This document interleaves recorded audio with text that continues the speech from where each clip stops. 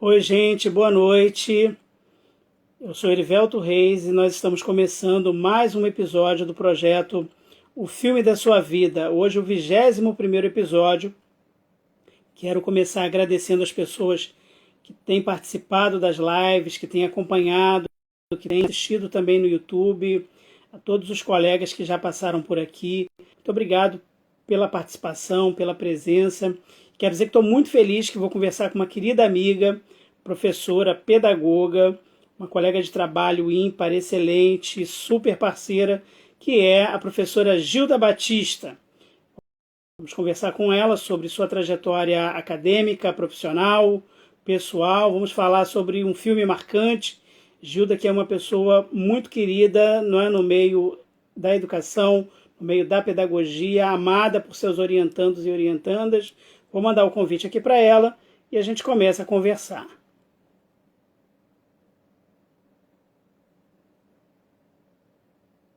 Mandando o convite para a Gilda. Convite, vamos dividir a tela.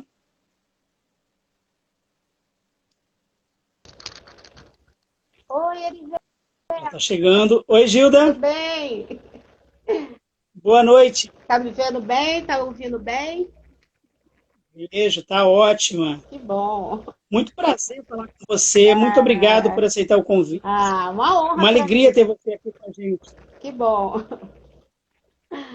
Para mim também é uma grande Gilda, alegria. eu quero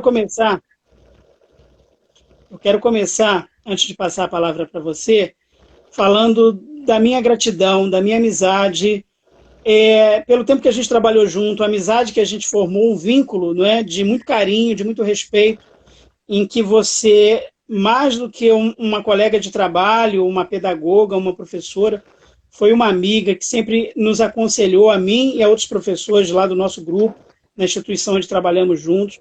Às vezes a gente fazia algumas baguncinhas só para tirar você do sério, mas você sabe que era muito carinho, muito respeito que a gente sempre teve por você e uma maneira de demonstrar a nossa amizade nos momentos que a gente tinha ali um tempinho, era fazer uma arte, fazer uma brincadeira e você sempre ali interagindo com a gente.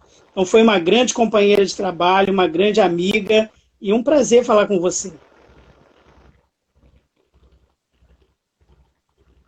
Tá picotando, Tá me ouvindo? tá falhando um pouquinho, mas estou te ouvindo agora melhor. Isso, aí passo então para suas considerações iniciais. Erivelto, primeiro dizer que é um prazer, né? Eu estou assistindo aí esse seu projeto, estou adorando. Primeiro, rever alguns colegas, né? Dessa instituição aí que nós trabalhamos. Então, assim, tem sido um momento bacana também de aprendizado e de alegria, né? De vê-los, de saber que estão atuando aí, que estão fazendo coisas legais. Eu acho isso muito bom. Parabéns aí por esse projeto é maravilhoso. Obrigado, Gilda. Quero dar uma boa noite também para o Cícero, que é o padrinho desse projeto, né? Ele que é um querido amigo nosso, um amigo em comum, que, aliás, escreveu um texto lindo a seu respeito, né? Li, Publicou hoje. muito bonito, fiquei emocionada quando li. Né? O Cícero tem esse poder, né? Eu leio as coisas do Cícero, eu não tem como não ter uma reação. Ou eu fico rindo a beça, né? Ele mesmo escreveu, eu fico rindo e as lágrimas descem, porque é uma mistura de sentimentos e emoção. Cícero é realmente um querido. Gilda, então eu vou passar para você a pergunta inicial, que tem sido o mote das conversas com os convidados e convidadas, para que você possa, então, falar para a gente a partir dela, que é a seguinte: Gilda Batista, como é o filme da sua vida? Olha, Erivelto, eu diria assim, quando você me perguntou, Gilda, qual é o filme da sua vida? Eu pensei, poxa, eu não tenho um filme da minha vida. Eu tenho filmes que eu gosto de ver, né?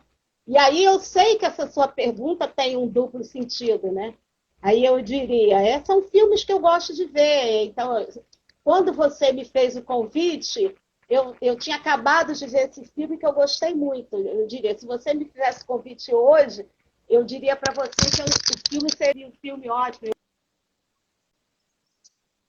e Elis, que eu achei maravilhoso.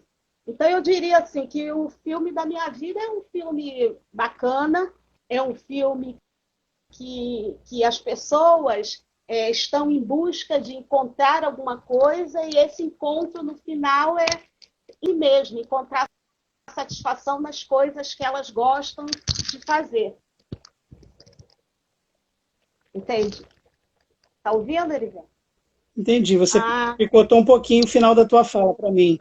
Então, eu esse filme, ele é um filme que tem assim como ideia principal é que as pessoas encontrem satisfação nas coisas que elas gostam, né, de viver.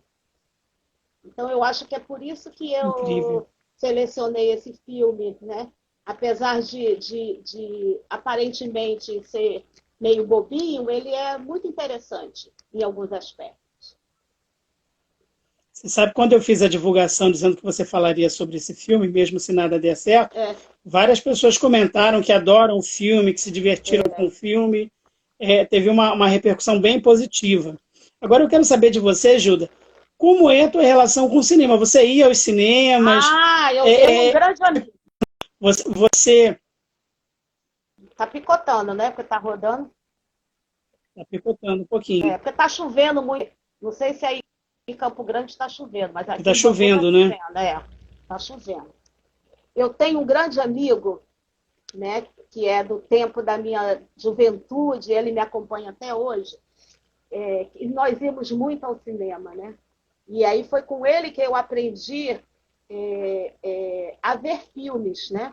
Porque eu ia ao cinema, mas o filme acabava e eu ia embora. Então, por exemplo, a recordação que eu tenho desse aprendizado, né, de ir ao cinema, é que eu fico até o final vendo todos os créditos. A gente ficava, às vezes, sozinho, só nós dois, vendo todos os créditos, quem fez o quê, os atores, a produção. Então, isso para mim tem uma importância hoje, né, de perceber quantas pessoas são envolvidas na construção de algo que a gente vai lá para assistir, né?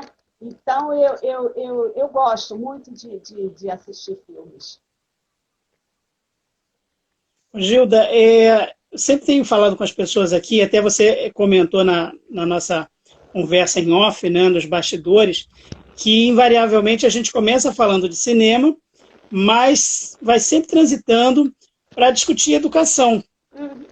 E aí fico pensando o seguinte, você como professora, como pedagoga, você usou o cinema como uma ferramenta para apresentar determinados temas aos seus alunos? Poderia relatar uma experiência relacionada a uma situação assim?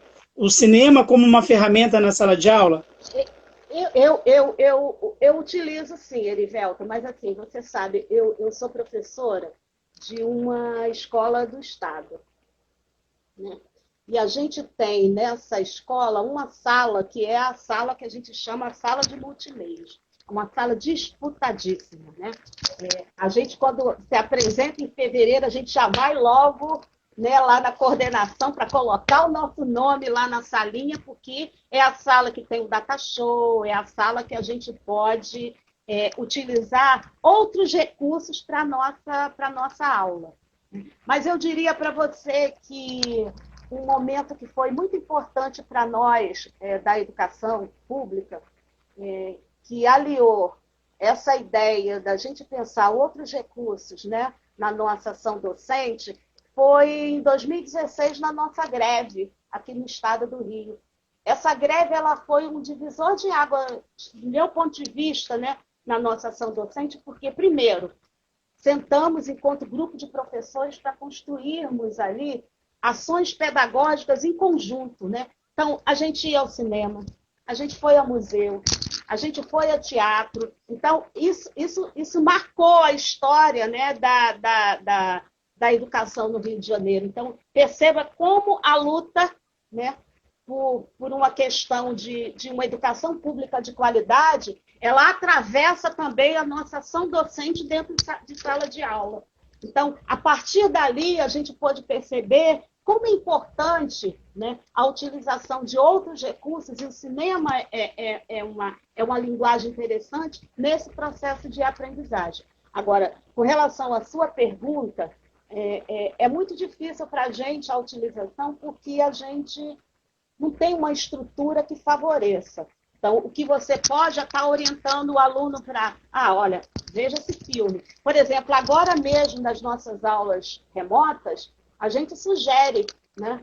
E às vezes eu fico até com o peso da consciência, porque eu faço a sugestão, mas ao mesmo tempo eu fico pensando, será que o aluno vai ter condições de realmente efetivar, né, isso que eu estou propondo para ele? Né? A maioria não consegue fazer isso. Então, eu digo para você que a gente está aí dentro desse processo que a gente vem desde do ano passado, da pandemia, num processo aí de estar ressignificando a nossa ação docente, pensando não somente na questão pedagógica, mas aliando também essas questões que são questões sociais, né? E aí trazer e pensar a escola, que a escola tem hoje uma função que é social também. Então, ao mesmo tempo que a gente quer propor, né, outras estruturas, eu diria, mecanismos pedagógicos, a gente tem que ter o pé no chão e dizer, olha, o Estado não está te dando condições para isso. Né? Para você ter uma ideia, hoje eu saí, fui tentar usar o tal do aplicativo, o aplicativo não funcionou, né? E aí eu não pude entrar em contato com as minhas turmas, porque o aplicativo não funcionou, mas ele é dito que funciona. Então, essas são as realidades que a gente vai vivenciando na nossa ação pedagógica. Né? Ô, Gilda, você trabalhou comigo e você dava aula para turmas imensas, de futuros professores e professoras, e sempre com resultados assim excelentes, tanto com relação a práticas didático-pedagógicas, como em relação à pesquisa. Professor Marco Antônio, professor Cícero, professor Flávio Pimentel, nós acabávamos, por questão do núcleo comum, muitas vezes dividindo as mesmas turmas ou participando de projetos, muitas vezes interdisciplinares, transdisciplinares. Como você avalia a evolução ou a transformação, se houve alguma transformação, enfim, no perfil do futuro professor, daquele que ingressa na faculdade hoje, para ser um professor, uma professora, um pedagogo, uma pedagoga, daquele lá dos anos 2010, por exemplo? Você vê uma diferença? O que mudou? Se houve alguma coisa, se houve, o que mudou? Olha, Erivelto, é claro que a nossa experiência é de uma educação no ensino privado, né? Mas a gente pode fazer minimamente aí uma comparação. Eu acho que desde 2018 para cá, a gente está passando aí por um processo do ponto de vista da educação que algumas coisas estão sendo desestruturadas. E é claro que isso impacta, né, o professor e a formação do professor. Né? Eu dou aula numa escola de formação de professores. Né?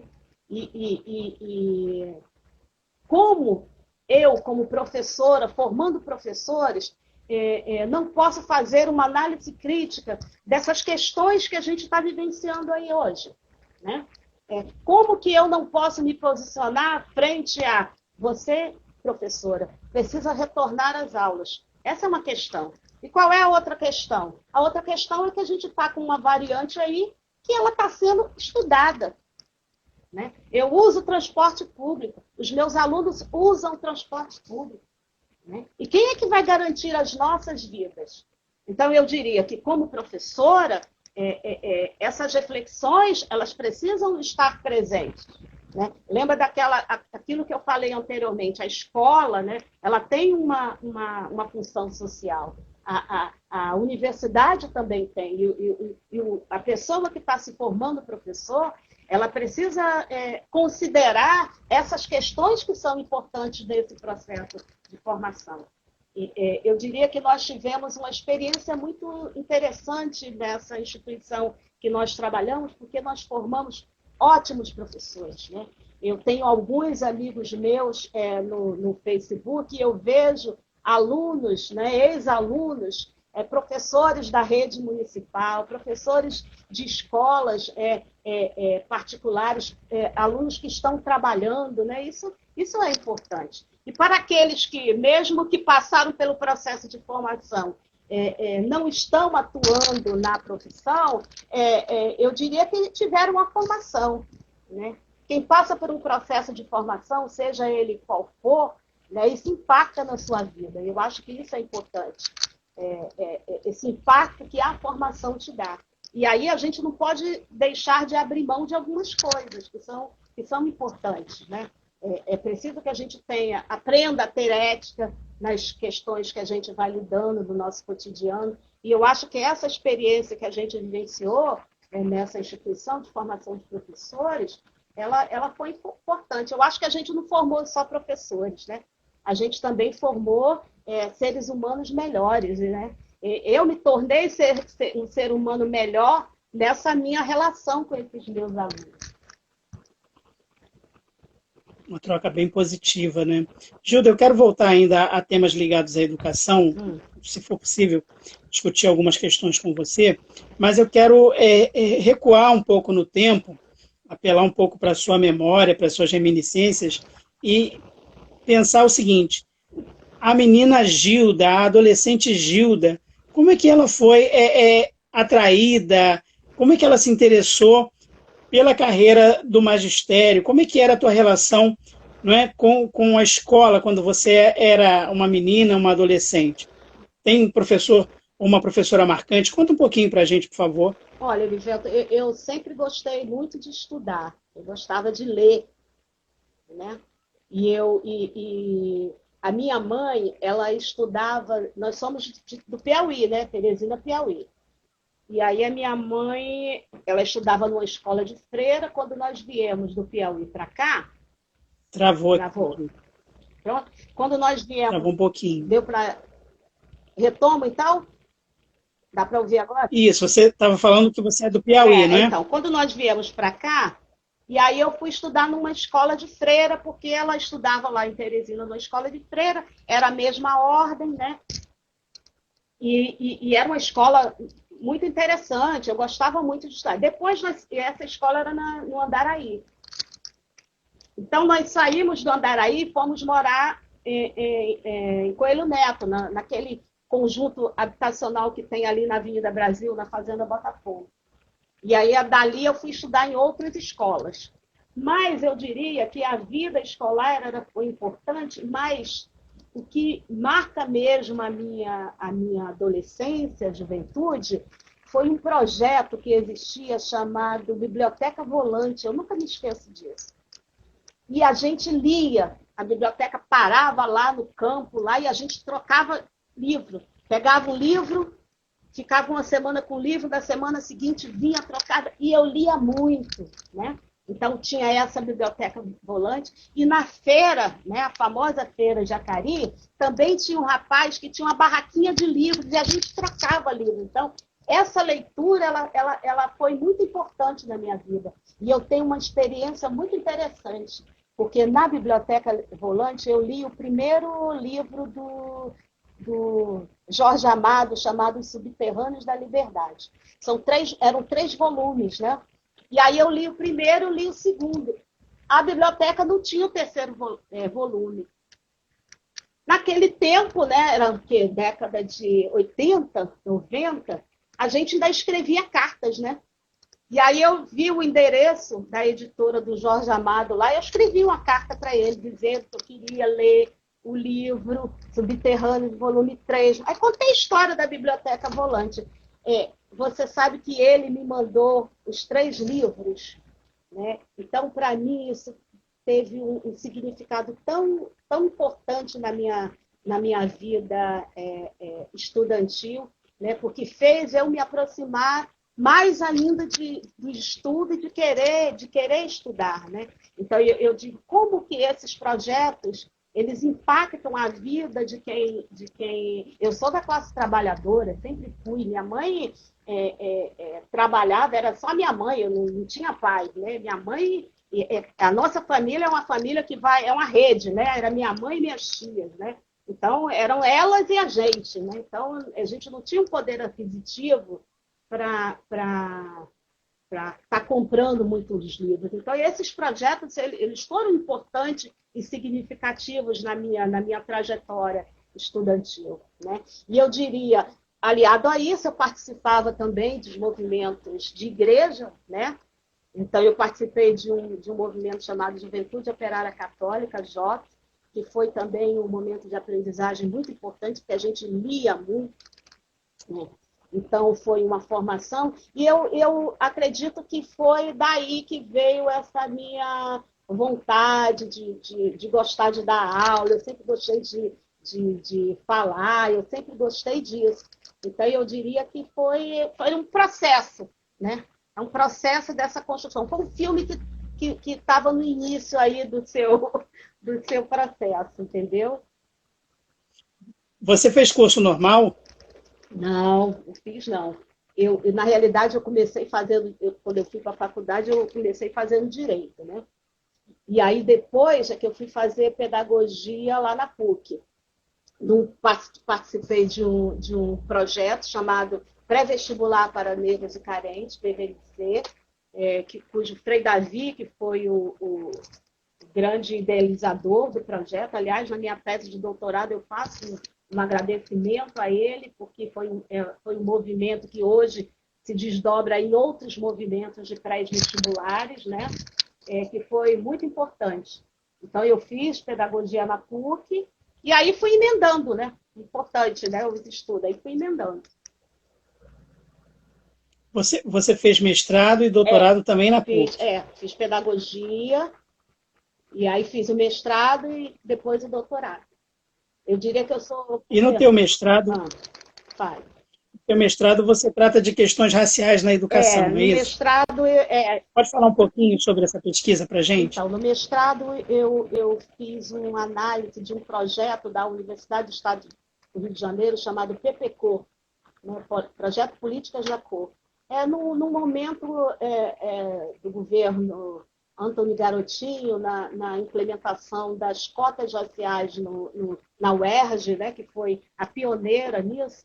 Então, eu fiz uma análise do projeto, né? Importante qual é o impacto que ele teve na formação daquela juventude que estava negra, que estava ingressando na Universidade do Estado do Rio de Janeiro naquele momento. Incrível, Gilda.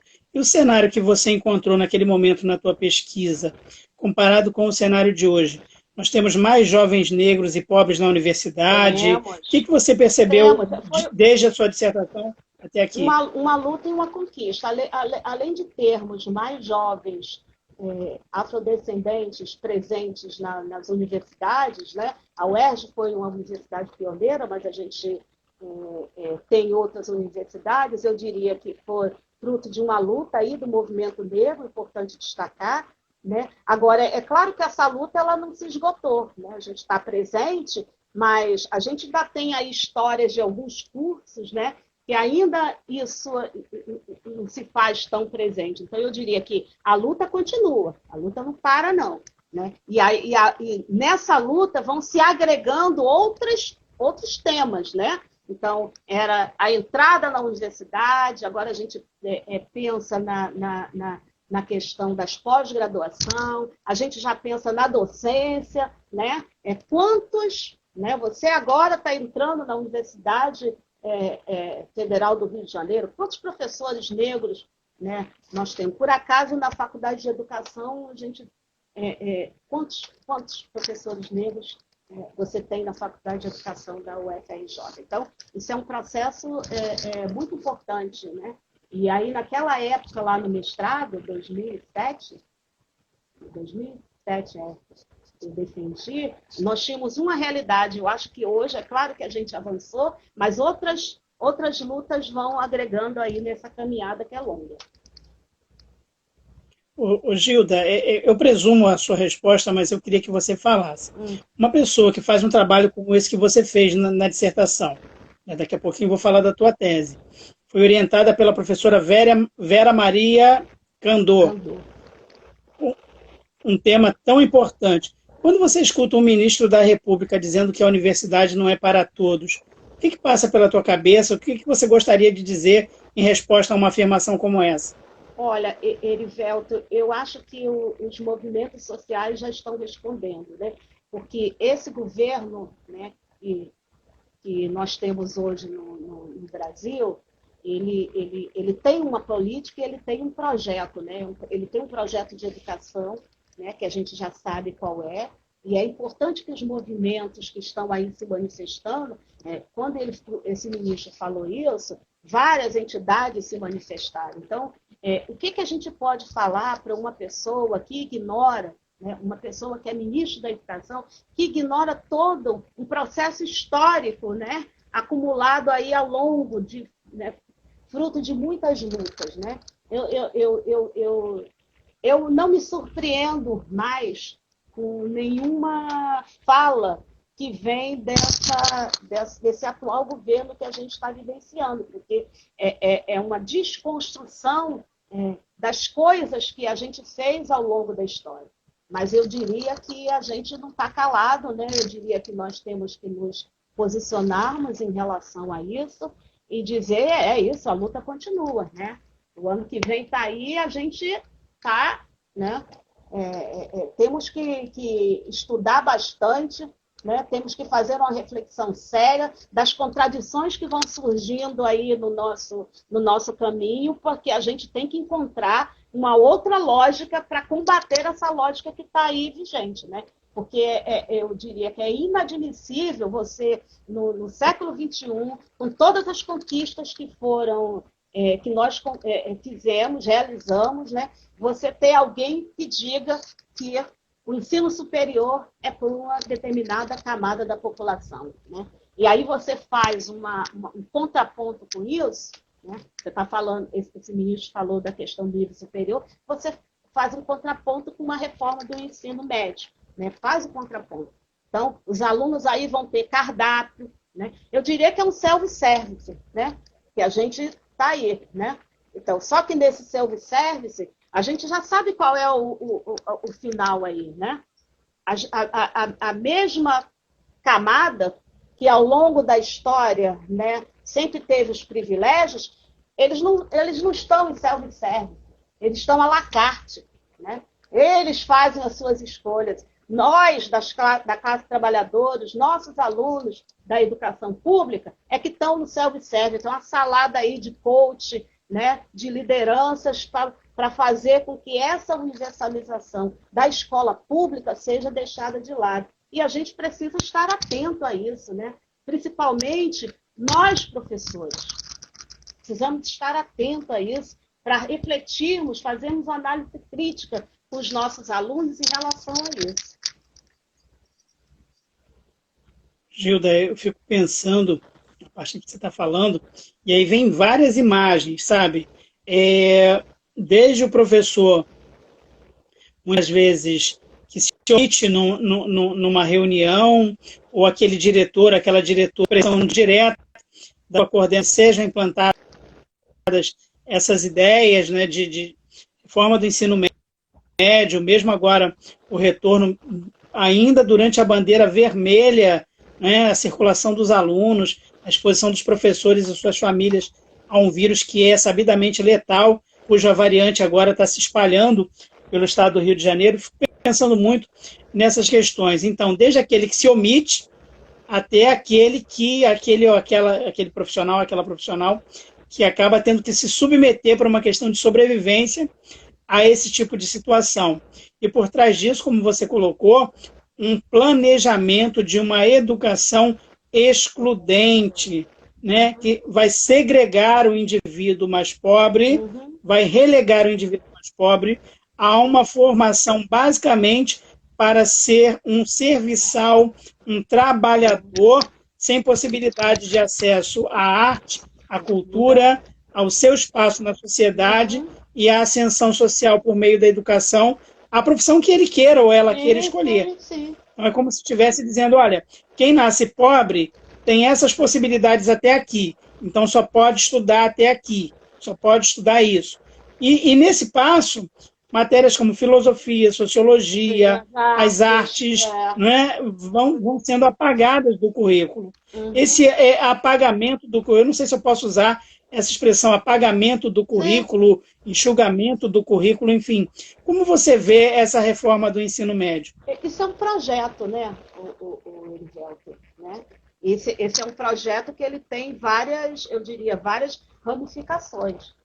Isso não é um projeto de educação, isso é um projeto de sociedade. E aí, quando você mesmo aí já falou as disciplinas, né, dentro desse projeto. Então, você não tem sociologia, você não tem filosofia, então você não consegue fazer uma análise, né, macro da sociedade, né? Você não consegue fazer uma reflexão crítica, filosofia. Você não consegue fazer uma análise histórica, porque a história é apagada, então se a história é apagada, você não consegue perceber as conquistas, né, que foram realizadas aí ao longo desse processo histórico. Então, vejam, as disciplinas elencadas, né, que ficarão de lado, né, dentro desse projeto, estão aí, estão evidentes. Né? Agora, quando você diz assim, é algo excludente, né? É isso que as camadas populares, né? Os nossos alunos da educação pública, eles precisam perceber isso, porque travestido de escolha tem algo que já está dado. Né? E somos nós, os professores, que temos aí, eu diria, uma obrigação de estar fazendo esta reflexão. Então, quando você diz, temos colegas que se omitem, eu trabalho com uma perspectiva, o Erivelto, que quando a gente fica calado, a gente também tomou uma posição. Né? E isso é fato. Né? Então, eu falo porque os meus alunos me pedem para falar, e se eles não me pedem, eu falo do mesmo jeito também. Então, eu acho que essa posição a gente precisa ter como formadores. Né? Eu acho que isso em qualquer profissão, mas a nossa tem, eu diria, uma responsabilidade maior. Eu acho que a nossa tem um empenho maior. Né? Eu diria, voltando aí ao filme que eu escolhi, mesmo se nada der certo, eu me posicionei. Entende isso? Mesmo se nada der certo, os meus alunos, as pessoas que convivem comigo, sabem as coisas que eu penso. Então, eu acho que nós, professores, a gente precisa fazer essa reflexão, porque estamos passando por tempos muito difíceis, sabe? Hoje eu estava numa reunião na minha escola e eu ouvi uma fala de um colega meu que me marcou muito, sabe? Nós estamos vivendo momentos de muitas contradições. Né? E aí é uma fala de tristeza, né? E ele utilizou uma palavra que é muito pesada, né? Nós estamos derrotados. Né? E aí a gente não quer vestir essa ideia, né? Porque a derrota é algo que nos deixa exauridos, né? Só de falar a palavra, né? Mas eu acho que a gente precisa fênix, ressurgir aí, entendeu? E seguir em frente, porque senão... E aí, nesse sentido, é que eu acho que é importante... eu falo para você, Erivelto, eu sou uma pessoa privilegiada, porque eu faço aquilo que eu gosto. Né? Eu sou professora porque eu gosto de estar professora. É claro que eu avalio que eu deveria ganhar muito mais, né, do que eu recebo como salário, né? Mas eu sou privilegiada, eu tenho o prazer, né, de dar aula para jovens, né? E quando isso acontece, por isso que eu sinto tanta falta do ensino presencial, né? Eu sou uma professora de ensino presencial, eu não sou professora de ensino remoto, porque eu gosto de falar, eu gosto de olhar e ver os meus alunos, eu gosto deles falando comigo, né? Porque na realidade eu aprendo muito, né? Eu digo que as ideias que eu tenho é tudo também dessa relação que eu tenho com os meus alunos. Sabe que eu tô ouvindo você falar, e esse finalzinho da tua fala, primeiro eu quero registrar, né, que o professor Marco disse que Você é brilhante, elogiando a sua fala, um monte de gente mandando Ah, que- coraçãozinho. Cícero beijinho. elogiou seus óculos. Tá um monte de coraçãozinho na tela subindo aqui para você, uma graça. Obrigada. Mas eu estou pegando essa parte final da tua fala, né, que você vai desde uma reflexão mais arguta, mais ácida em relação ao atual cenário da educação, tanto para os alunos quanto para nós professores, mas pega esse finalzinho que você nos convida ao otimismo, a continuar lutando, e aí estou aqui com a tua pré-pauta aberta no computador, e aí tem algum momento lá que eu pergunto para você o seguinte, sua atuação artística, eu pergunto para todo mundo, né? Tá lá, é uma pergunta padrão. Aí você diz assim, aspas, dou aulas para a educação básica. Essa é a sua atuação artística? Para ser professor da educação básica, tem que ser um pouco artista? Fala um pouquinho. Tem que ser, Erivelto. Primeiro porque eu dou aula para jovens, né? E aí eu aprendo a beça, porque é uma troca, né? Porque tem horas que eu fico, ué, o que você está falando? Tem horas que eu não entendo a linguagem. Aí eu pergunto, mas o que é isso? Aí eles ficam olhando para minha cara, eu não estou entendendo o que você está falando, né? Então, quando você diz que é um artista, porque é isso mesmo, eu pergunto, né? E aí eu acho que é isso. Nós, professores da educação pública, nós somos artistas, porque a gente tem que se virar nos 10, né? Nos 30 não, né? Então é uma sala que a gente são 37 alunos e vamos em frente e é isso. Então, quando você diz, eu sou artista da educação pública. Agora, é claro que a gente não pode deixar de considerar, né? Porque eu sempre faço essa análise, né? Nós, professores, nós passamos por um processo de formação. Né? E esse processo de formação, ele acompanha a nossa profissão. Né? Então, quando eu estou na minha ação pedagógica, os meus saberes, eles são frutos desse meu processo de formação. É claro que, quando eu dou aula para a educação, para o ensino público, eu sou um pouco artista, mas não perder de vista, né, o meu processo de formação, porque é ele que me faz, né, estar em sala de aula e ter o retorno das questões que eu vou refletindo com os meus alunos. Entende isso? Então, não é algo que é meio mambembe, não. É um processo de formação que está por trás. E é um processo de formação que não foi fácil. Né? É um processo de formação que foi sofrido. Né? Eu diria que eu passei pela graduação, pelo mestrado e pelo doutorado, as coisas não foram tranquilas, né? Porque eu sou moradora de Bangu, estudando numa universidade na Gávea. Né? Então, não é algo tranquilo. Então, a Avenida Brasil foi o meu trajeto, né, de segunda a sexta-feira, durante quase 10 anos.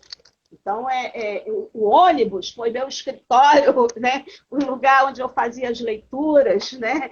Então, isso é importante, fazer essa reflexão, porque quando as pessoas dizem assim, sobretudo falando do professor, né? Qualquer um é professor. Não, nós somos frutos de um processo de formação. E esse processo de formação, ele é bem sério, sabe? Travou, Gilda, mas enfim, eu acho que é Sarinha, porque está escrito diferente. Sarinha está dizendo aqui, exatamente, ciência e arte estão de mãos dadas na educação. Né? Alguém disse, você falou sobre o professor ser artista, né? Alguém falou principalmente na educação pública. Uhum. Eu acho que esse principalmente na educação pública se deve a uma percepção de carências outras que ficam mais evidentes na educação pública, não é verdade, Gil? Uhum. Você tem essa percepção do aluno na escola pública, muitas vezes sem acesso ao teatro, sem acesso ao cinema, que é um dos motes da nossa conversa, e aí o professor vem e é um pouco ator, e é um pouco contador de história, mas aí sem perder esse referencial teórico que você está apontando. Isso. É isso mesmo? É isso mesmo, porque na realidade, assim, ele não tem esse capital cultural valorizado socialmente, né? Mas ele tem outros, né? eu acho que são importantes aí a gente estar considerando também, para a gente não fazer uma análise que eu considero assim, às vezes equivocada, de que o aluno que está na escola pública ele é carente de tudo. Não, ele traz aí um saber, né, que às vezes, né, dependendo do contexto onde ele está atuando, ele é muito importante. E aí ele precisa também ser valorizado. Mas é claro que ele está na escola para aprender outros saberes. Né? O que eu estou chamando a atenção é que travou ou não? Travou, voltou. Travou. Só não perder aqui uma coisa, rapidamente, devolvo a fala para você um segundinho. Tá. Janice, professora Janice Souza, está dizendo para a gente, amo e respeito demais esta mulher. Manu está dizendo, saudades das aulas da professora Gilda, com um monte de exclamação, coração, gatinho, tem todos os símbolos carinhosos aí para você. Que bom, que bom. Então é isso. Você dizia que a gente tem que valorizar o capital cultural que o aluno tem e fazer esse intercâmbio entre os saberes. Isso, que ele vai aprender na escola, com que ele traz. Essa relação dialética que eu acho que é importante. E aí, as disciplinas de filosofia, arte, sociologia que estão querendo tirar, fazem muito, né, essa reflexão. Então, você imagina... O Reinaldo está dizendo a melhor de todas, Gilda Batista. Um monte de gente mandando milhões de mensagens para você aqui. Que bom. Milhões é uma hipérbole, mas são muitas mensagens carinhosas, viu? Que bom. A melhor de todas, Gilda Batista. Janice, que prazer te ouvir, amiga. Realmente, Janice, é um prazer sempre ouvir a Gilda, que ela é incrível. Gente. Gilda, você... Desculpa, pode falar. Não, pode falar. Tá.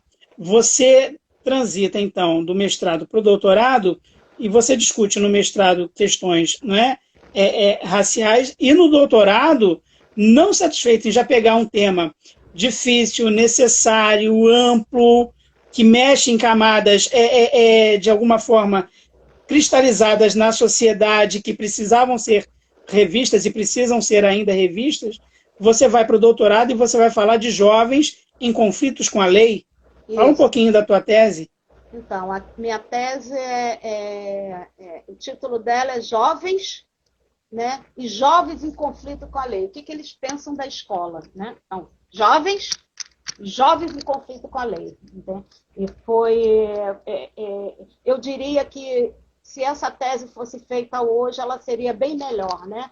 Porque foi um momento que eu não estava muito bem, né, do ponto de vista, eu estava muito cansada, né, mas eu tive achados muito interessantes, né, dos dois lados, né, então, especificamente com relação ao jovem que está em conflito com a lei, o jovem que está lá na escola que eu fiz a minha pesquisa, que foi a Escola João Luiz Alves, né, todos passaram pela escola, né? E aí e essa escola deixou impactos na vida deles. Né? Essa escola foi importante na história deles, só que eles não ficaram na escola. Né? Eu diria que um desdobramento da tese que eu não persegui, né? Porque eu fui para outras coisas, era isso mesmo. Né? O que acontece na escola, que o jovem gostava da escola, queria ficar lá, mas não ficou. Né? Então, é algo que eu diria que é um pouco essa reflexão que está sendo feita dos anos 2000 para cá, que é pensar a escola na sua função social também. Né? A escola não é só, né, um local da aprendizagem escolar, ela também tem uma função de agregar, ela também tem uma função de acolher, ela também tem uma função econômica, porque os alunos às vezes vêm comer, né? Então, isso é importante. Nós temos, só para te dar um exemplo, né? Eu trabalho numa escola que ela é integral, né? Então, o aluno do integral, ele chega, ele toma café, ele almoça e ele vai embora e aí entra a parte do noturno. Então, o que a gente começou a perceber? Que os alunos do integral eles iam ficando para jantar, né? E aí, quando é que a gente foi percebendo isso? Quando a comida não dava para o pessoal do noturno, porque o pessoal do... Entendeu? E aí você teve que fazer mais comida para atender este público que ficava para jantar, para seguir, para chegar em casa já jantado, né? No sentido completo da palavra. Então, você compreende que essa é uma função social da escola. E eu estou te dando um exemplo pequenininho, né? Então, a escola precisa compreender isso, que ela tem uma função importante. E por ela ter uma função importante, as reflexões em torno dela precisam ser profundas. Elas não podem ser superficiais do tipo, volta às aulas. Ponto. Não, não pode ser assim. Né? Por quê? Porque ela tem especificidades, ela tem histórias, ela tem um cotidiano que é dinâmico, né? Que é diferente de outras instituições. Então, a análise que tem que ser feita dessa instituição, ela precisa ser profunda. E mais ainda, ela não pode ser feita por quem está fora da instituição. Entende isso? Não é uma instituição, né? Que vai dizer o que nós que estamos dentro da instituição temos que fazer. Entende isso? Então, é necessário que a gente tenha esta percepção da importância dessa instituição escola. E aí precisa ouvir quem está lá dentro, porque nós que estamos lá dentro é que sabemos da dinâmica, não é o cara que está lá no seu escritório escrevendo sobre a escola ou pesquisando sobre a escola, mas não estando a par do seu cotidiano, né, vem falar de uma realidade que não é real. Que não é real. Entende isso? Kellen Menezes dizendo que é um privilégio ouvir você. Elbe Menezes dizendo que você é maravilhosa. Muita gente elogiando, muita gente parabenizando. Ô, Gilda, eu fico pensando, e assim, muitas coisas que você está falando hoje comigo aqui na live, as pessoas estão nos acompanhando e vão nos acompanhar no futuro quando voltarem a esse vídeo. Muitas dessas coisas eu já tive a oportunidade de ouvir pessoalmente de você, em mesa de professores, em mesas redondas das quais você participou e que eu, né, como seu admirador e seu colega, tive o privilégio de ir assistir. E fico pensando o seguinte, quero perguntar a você, como você acha que é a visão que as pessoas têm do professor hoje em dia? Você sabe aquele meme da internet, que assim, expectativa versus realidade, ou então, como eu sou, como a minha família me vê, como não sei quem me vê. Como você acha que a sociedade lê o professor hoje em dia?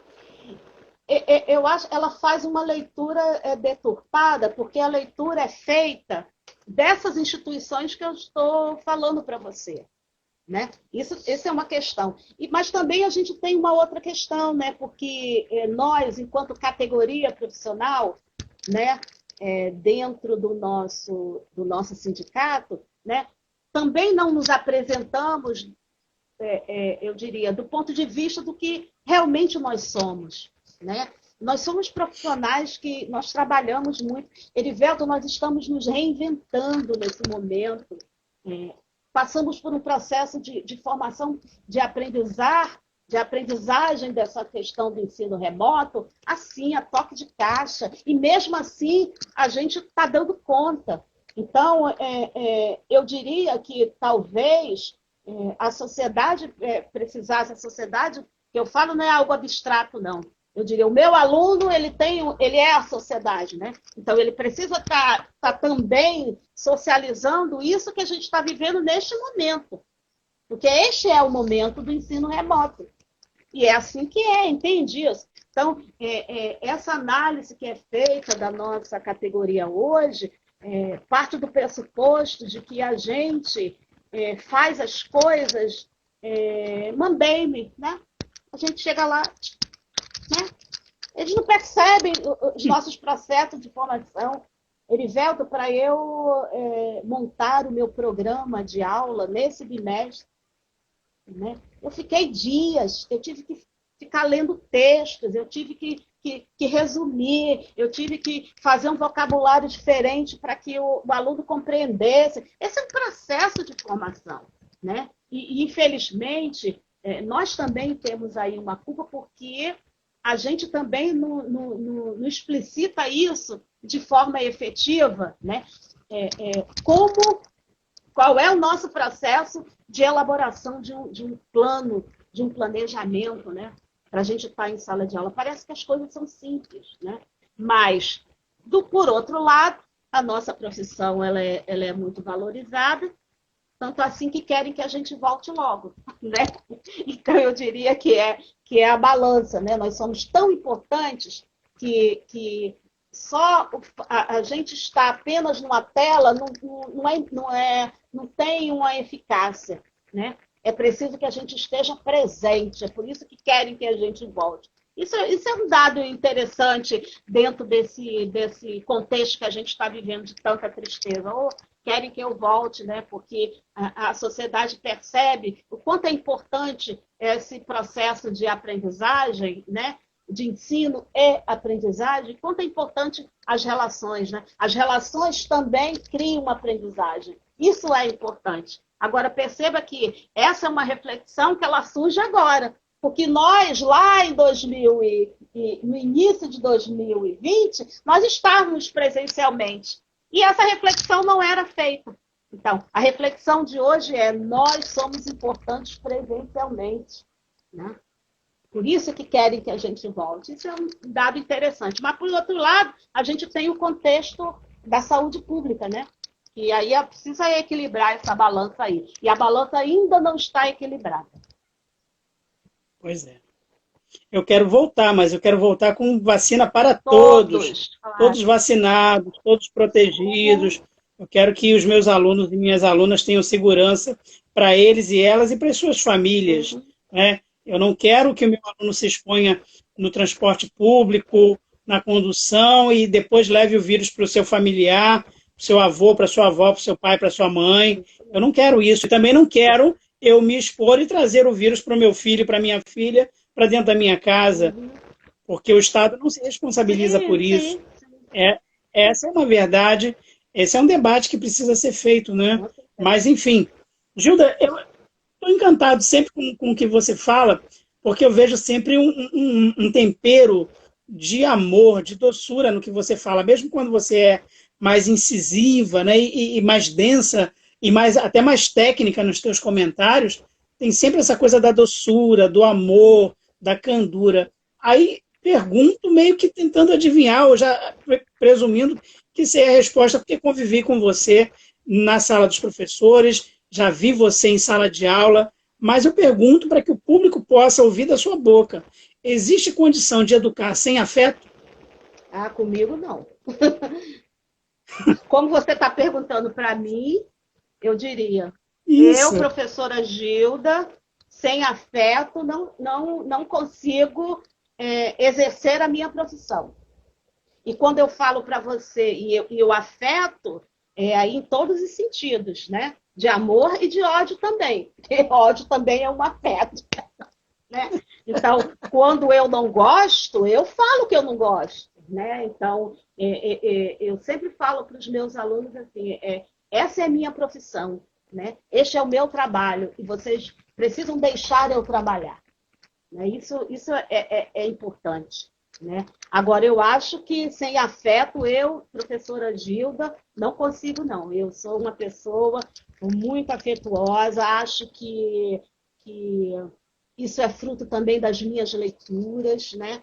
E aí tem um autor que eu gosto muito, que trabalha muito isso, que é o Celso Antunes. Eu gosto dele por conta disso. O afeto ele precisa se fazer presente dentro desse processo de aprendizagem. Eu diria que em todas as profissões, né, o Erivelto? A gente precisa ser um ser humano afetuoso, porque eu acho que meio caminho aí a gente já traçou, né? Já trilhou aí nessa história. Se a gente tem um afeto pelo outro, né? Pelo que o outro pensa, né? Acolher, né? Eu acho que isso é importante. compreender as histórias, né, que são aí construídas, que são trazidas, e aí confrontando com as nossas, né? Isso, o afeto precisa estar presente.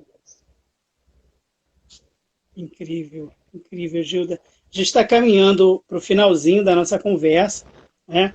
Nossa, como é bom ouvir você novamente, como é bom ver que você está bem, que você continua combativa, atenta às questões humanas, técnicas, teóricas da educação. Isso para mim, assim, um recarregar das energias, né? Porque você era a nossa decana na sala dos professores, Nossa. você enquadrava a gente, você fazia as leituras. Eu não posso falar isso publicamente, não.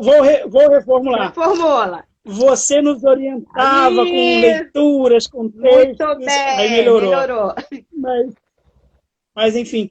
Ô, Gilda, eu queria saber de você, como você imagina que vai ser a escola daqui para frente? Você acha que a gente chegou a um limite que a tendência das coisas é melhorarem, as pessoas vão se conscientizar depois da pandemia? Você falou, né? Antes não queriam a discussão, agora querem a discussão, mas a gente tem um contexto em que as pessoas ainda não estão todas vacinadas. Você acha que a próxima geração, os próximos 5, 10 anos, a sociedade vai entender melhor o que é a escola, o papel do professor? Você imagina que isso vai acontecer? Eu diria, Erivelto, não é sendo pessimista, não, mas eu acho que a escola ela é mais uma instituição. Nós é que temos que ser os seres humanos melhores. Entende isso? Então, eu diria que nós estamos aí num processo que ainda tá inicial, a gente ainda não tem sedimentado essa perspectiva de pensar no outro, né? E aí, essa epidemia, a gente imaginava que seria o pontapé, mas eu particularmente mesmo, eu tento ser otimista, mas eu acho que a gente está construindo uma história que não vai ter um final muito feliz, infelizmente. Mas a gente precisa acreditar que novos dias e novas histórias vão surgir. Né? Gilda, é incrível ouvir você. Quero muito agradecer a você pela presença, dizer que eu estava morrendo de saudade. Né? Tem uma pessoa aqui, Nazaré, mandando um beijo para você. Enfim, muita gente entrou, deu um alôzinho, muita gente acompanhou toda a nossa conversa. Eu quero aproveitar para mandar um beijo para sua família, né, para o seu marido, para suas filhas, que são sempre muito queridos e muito gentis o tempo todo.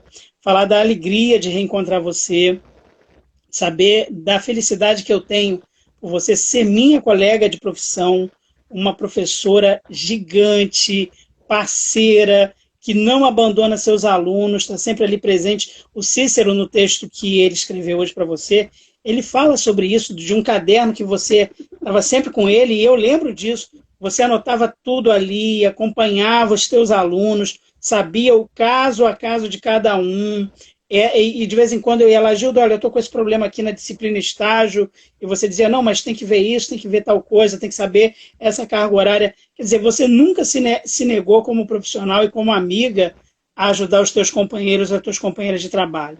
E esse é um exemplo para mim, é um exemplo para os teus alunos e alunas, então eu quero agradecer publicamente a você, desejar toda a felicidade do mundo, aproveitar a sua presença para convidar a você e a todas as pessoas. Na próxima sexta-feira a gente vai estar conversando com a Elba Gaia. Ela vai falar sobre um filme chamado O Menino que Descobriu o Vento. Tá até na Netflix, esse filme é bem interessante também. Então convido a você, convido as pessoas a assistirem.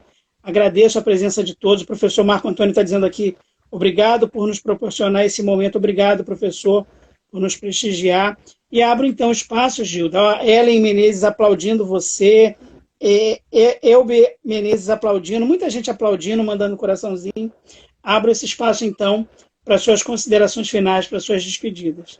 Erivelto, primeiro agradecer, mandar o meu carinho para todas as pessoas que participaram e estão mandando energias positivas. Eu acredito nisso.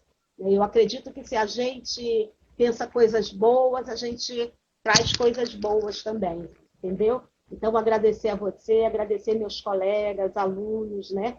Ex-alunos que participaram também dessa nossa conversa, e desejar mais sucesso a esse projeto.